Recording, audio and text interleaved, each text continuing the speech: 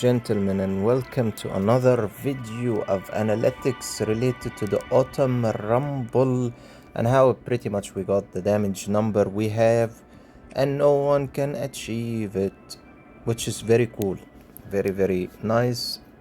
And we still stand as the champion number one with the full rewards. Now we're gonna look at what exactly was done to these heroes and how could they achieve this damage.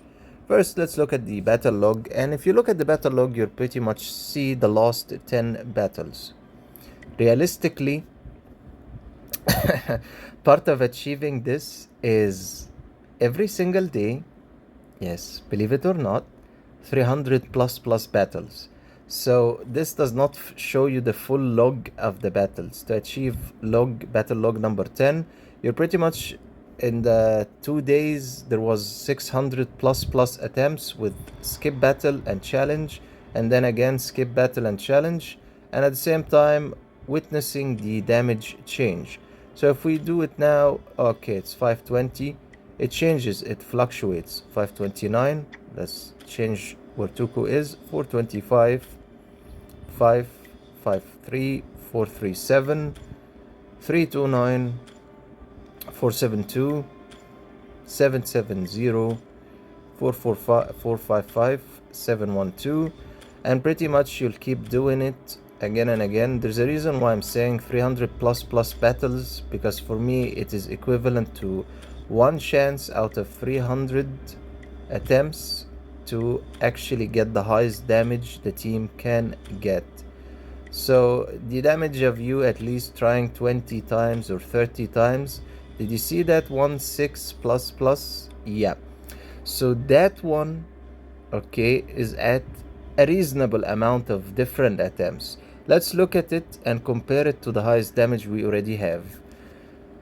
Pretty much, if you know your artifacts good, time artifact is equipped to Lady Ivy, that's why her energy is at max. We're also using, yeah, pretty much she can use her special skill in round 1.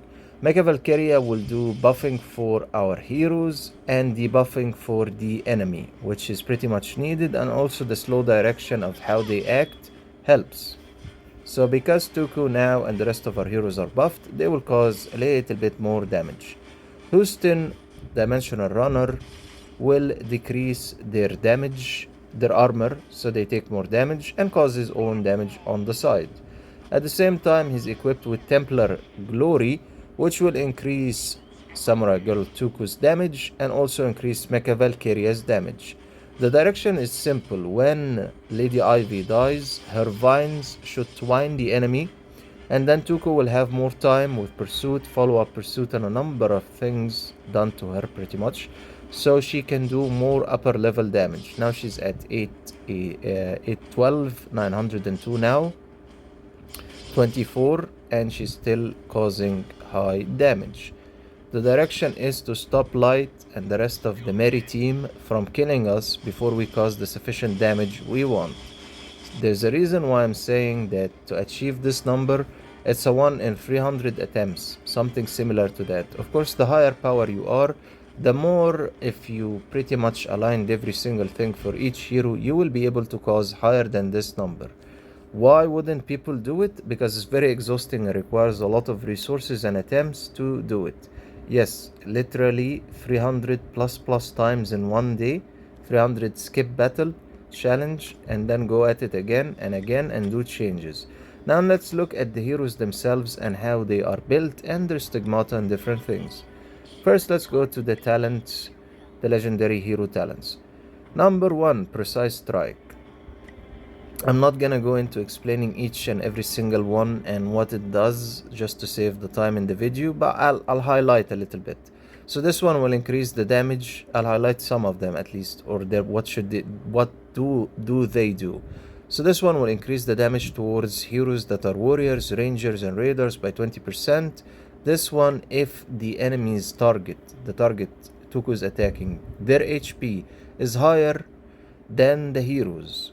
If the target's HP is higher than the heroes, the increase in damage will be by 30%. Next one is Ghost Curse. The damage you cause in every round, at the end of it, 15% of that damage will be inflicted on the side at the end of the round. That's the minus direction, the minus number you see at the end of the round. Rush offense. This one is unique.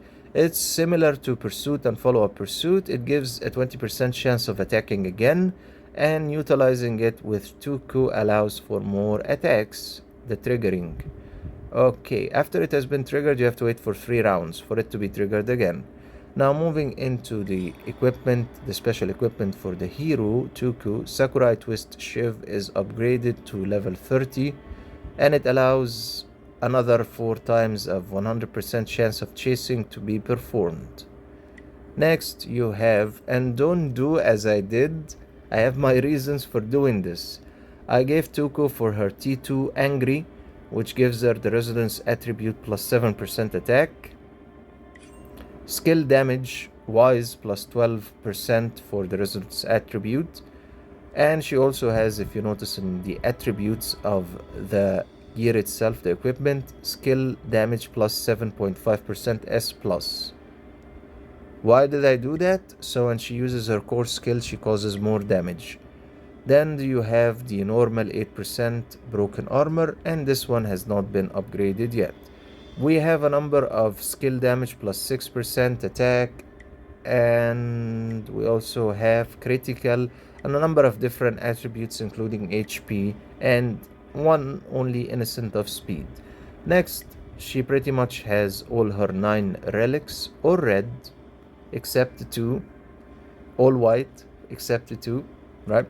All have been upgraded to T1 except 2, and they have been upgraded or leveled up to level 60, which is the maximum. At level 60, she gets the bonus of HP plus 6% and attack plus 6%. In this direction of having it upgraded and 9 red, blue, lovely relics, they're red, not blue. Anyway, it's a joke. So she gets an additional attack damage, and she gets an additional pursuit attempts. Overall, the bonus overview, damage immunity, broken armor, critical, and you can see the attributes in front of your eyes. Now, aside from that, gym-wise, I've been working on her. She currently holds the highest in my overall heroes, 4 out of 6, in terms of 3-star gyms. If you look at the overview of what she gets, especially of being upgraded and leveled up, the level of the gym themselves, 106, she gets at level 30 HP plus 5%, attack plus 5%, and HP plus 5%. Now, aside from that, the gyms themselves give additional attributes. Sorry, you should see it now. Accuracy, armor, critical, and attack, all of them stand alone, plus the stage attribute, which is upgrading the gyms themselves, the Stigmata gym. So she has all those lovely bonuses, and at the same time she has Samurai equipped, level 2 equipped, so she gets a basic attack that's 25% to deal another attack, 25% chance. She also has Annihilation, which gives skill damage plus 30%, and pretty much this will give her another 25% chance to attack again, which will benefit from the pursuit, follow-up pursuit, and all that lovely follow-up and shadow pursuit. How many pursuits can we get? As much as we wish, as much as we actually hope she can do. So the 25% will allow her, hopefully randomly, to do another attack.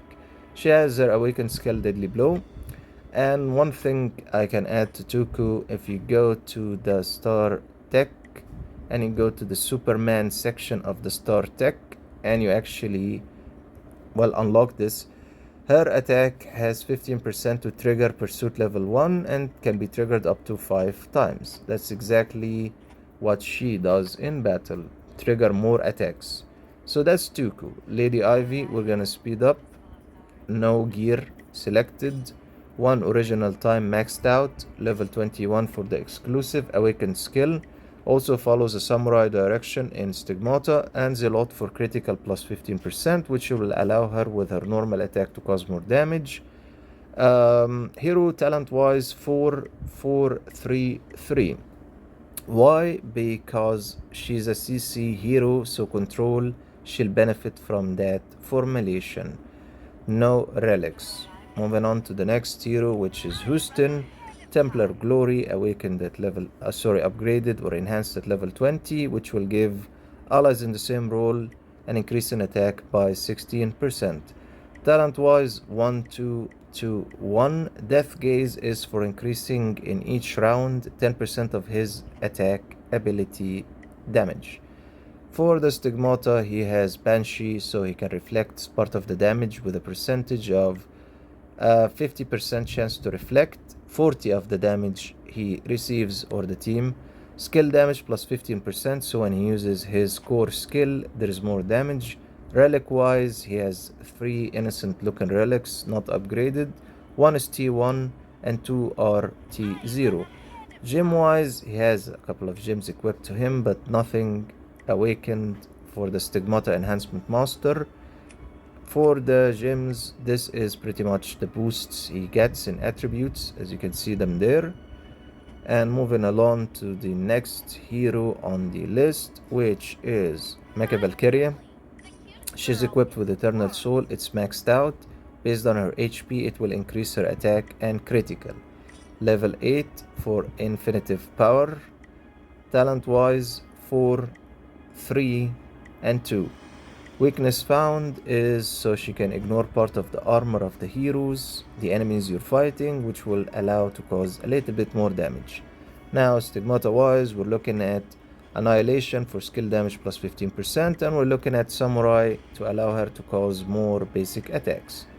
Now, if we're talking about relics, she only has 1 innocent relic that hasn't been upgraded. Gem wise, she only has 1 gem equipped, which gives her 1 and 1 and 1, 3 critical damage resistance plus 1%, critical resistance plus 1, attack plus 1%. Moving on to the next hero, Queen of Desert. I have given her primal power, so at the end of each round her attack increases and it is maxed out. Also, yeah, it hasn't been upgraded. Honestly, if it has been upgraded more, she can do more damage. Now, hero talent wise, she has 5, so any of the heroes that we have dies, she'll give the weakest a shield. Some protection. Also ignore 50% of the target's armor. Relic wise, it's not unlocked. It's still, it's still locked, and that's how far she has. Relic wise, she's relying on domination. Currently I changed it, and attack from Judgment. Judgment. Judgment is to increase her basic attack by 10%, and domination is to increase the attack that she can deal to the enemy by 6% increase. 6% of the enemy's HP. So both of these Stigmata, well, pretty much she can benefit from them because she targets the entire 6 enemies, increasing her attack and increasing the damage her attack can do by a percentage. Talent wise, as you saw, and that's pretty much it for her. Now let's see Thinker. Thinker is using Blessing of Prophet in order to gain some damage shield that can reduce the damage he receives.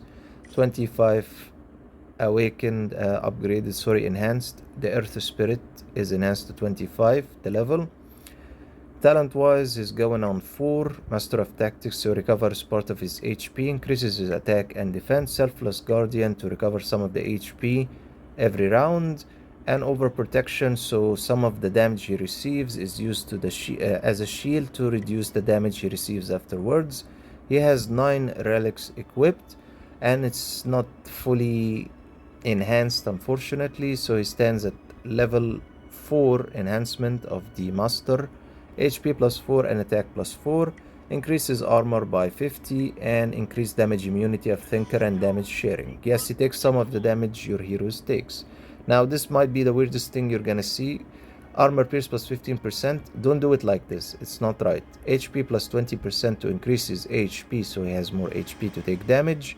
And finally, skill damage plus 15%. He would benefit more from actually being given increased maximum HP or he would benefit more from being given Phantom, so he takes no damage, escaping damage, or Guardian to reduce damage. So this isn't the right build for him. Relic wise, you already saw it. Gem wise, he has one innocent gem, which gives him 1/1/1 critical damage resistance, critical resistance, and attack plus 1%. That's where he stands. Now, if you're talking about going to the start tech and seeing if he is unlocked, yes, he is. At the beginning of the battle, there's a 50% chance to increase his own armor by 30% loss for only one round. So he does have that bonus from star tech. So, first hero we have is Toku, second hero we have is Houston, third is Lady Ivy, fourth, Mecha Valkyria, fifth is Queen of Desert, and the last one is Thinker, sixth. So that's pretty much the heroes and how they are built in terms of, well, pretty much being prepared for the autumn battle. Do take into account that every hero that I have takes a bonus from the Union Tech and the xwar faction, which is pretty much faction wanted. Let's look at that so we can conclude with it, the difference of my build and their build. So for the Raider, it is maxed out. For the Warrior, it's maxed out. For the Ranger, it's maxed out. I'm still working on the Master, which you'll find two of the heroes we're using is here. And pretty much none of the heroes we're using is in the Healer. Union Institute, you're gonna notice we did some upgrades. It's looking a little bit cleaner and nicer. And this is pretty much to decrease the damage you receive from different types of heroes, and also to give you a little bit of immunity, which is a reduction of the chance of petrification or charm happening, twining and paralyzing, silence and disarm, and increase your critical damage resistance, which equals when your enemy uses their core skill, their special attack, you receive less damage, and you receive less damage when it comes to their normal attack in the critical resistance. Each subfaction has the same critical resistance and critical damage resistance, and an increase in attack towards the different types of heroes, the Ranger, the Warrior, etc, etc. So all of that the heroes benefit from in being able to take less damage, do more damage, right? And that is a big part of what makes the build a little bit different. Now the last thing we can show is the Galaxy Wanted in terms of the level themselves. So for the Superman faction, we pretty much gained the bonuses that you see here, right? There's one remaining for the Superman. So we have attack plus 5%, damage immunity, attack and broken armor, HP, attack, HP, and HP. I don't think we're gonna be able to open the rest, but we can check it in a different way. Let's select an I select a technology hero. Look at the bonus overview. Okay, so we have these currently. HP plus 5, and then you have HP and attack, and then attack and effective resistance, effective hit and effective resistance, and armor pierce and attack. That's for the technology. Superman you already saw.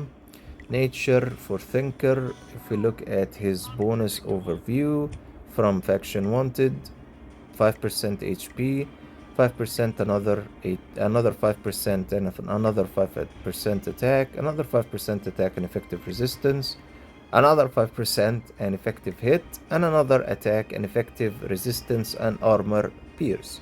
So pretty much the statistics comes from different parts of the entire game, build up, jumped up, included in the statistics. Aside from that, Star Tech, you might have noticed, Superman is considered to be closest to maxed out, which a number of the heroes we're using are from the Superman faction. Nature at 708, standing strong, not really. And technology 454, dark we don't really rely on dark heroes in this selection. And that's pretty much how a good build of heroes and enough attempts of you going non-stop at it can make a difference with the artifacts, with the boosts, with the leveling up, with everything you can do.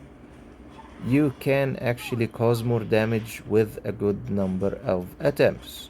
You just need to survive long enough and allow Lady Ivy to do her twining. And as you can see, the damage at round 1 and round 2 is still acceptable because light is rounding up and all of them are rounding up. By rounding up, I mean the weaker your attacks are, right? The weaker they will also attack. The stronger you cause damage, the more damage you cause, the stronger they become after that. Pretty much, they're tailored to cater for stronger teams. Weaker teams, they will be acceptably weak. Stronger teams, they will get more stronger and more stronger as the rounds start to increase. So that's pretty much how we got that damage of Toku and Lady Ivy doing the twining. And before I actually got the damage related to time, and time pretty much uses the act again direction, which allows Toku to attack again and increases her attack in a large number, which will pretty much give you a larger number when you use time, if he doesn't get killed fast. So that is how that number came to be, and pretty much whether people tried to do it my same way or didn't try to do it, remember that you're gonna have to keep attempting maybe 300 or 600 attempts, and don't forget that each hero is awakened at different level. In my case, some are immortal, some aren't, so it's not the simplest to just, okay, I'm gonna do it in 1 second. It takes time. One thing I would add, because it came as a question, how do you actually lost in the Autumn Challenger quest? By, well, you have 3 heroes standing at the end of the battle. As I said, the damage that this random bunch of clowns does is related to how much damage you can do. So in adding Afra in number 1, which is HP and her armor, and she will increase armor, and then adding universe heroes that are considered not that strong, you are relying on universe armor plus 25%. That's one thing. If you add another one, which I'm gonna do, you will be relying on broken armor plus 20% and armor plus 20%. What does that actually entitle? Because these guys aren't gonna cause that huge damage, and they will be focused more on pretty much recovery more than causing damage. They will lost the entire battle. They didn't even cause sufficient damage for anything, not even 1 or 2 or 3 million. So Light and the rest of the enemies are not gonna increase their damage because you're not causing sufficient damage. And then pretty much you will exit from the battle clean like a whistle without being killed. That's how 3 heroes survive the battle. Now when it comes to Cupid, this lovely boy, he will increase the attack of the number 1 and number 2 heroes in the lineup. Here number 1 and number 2, and he also will recover some HP for the team. He's not mainly an attack hero and used to attack, he's a support, an HP recovery healer support, and a buff for increasing the attack of the heroes in number 1 and number 2. So utilizing him with Afra in number 1 and putting both of them in the behind so they don't get attacked directly, and adding a universe hero which will increase the armor plus 25%, will allow you to take the acceptable damage that they cause. And if you're gonna watch it, go for it. Watch how they function in terms of damage. Whatever damage they cause is still in the realms of Afra being able to recover and heal the remaining part of the team. Right, as you can see, small amounts of damage and then HP recovery, and then we take more damage. Right, we took a good number, a good amount of damage now. Our HP is reduced a little bit for Cupid. right? And then we'll keep relying on Afra. After maybe 2 rounds-ish, she recovered the entire team's HP again and again. And that's pretty much how they will lost the entire 15 rounds without being killed.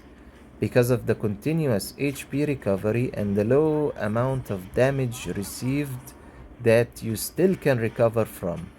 Yes, the other side will increase their damage a little bit, but your token light is at round 5 and she hasn't even reached 1 million in damage. Try her when you're causing upper level damage to their team. Normal damage even. So this isn't considered anything to trigger, well, the boss, the enemies to start attacking heavily, 10 million and 11 and stuff. So you have the chance of surviving happily through all the rounds safely and completing the challenger quests in terms of have at least 3 heroes standing at the end of the battle. Damage wise, deal these numbers of damage is pretty much your heroes are strong enough to do them in the first place, and deploy 2 heroes of God / universe faction. You will select one from the universe, one from the God faction, and Afra in the number 1, and that would be pretty much it.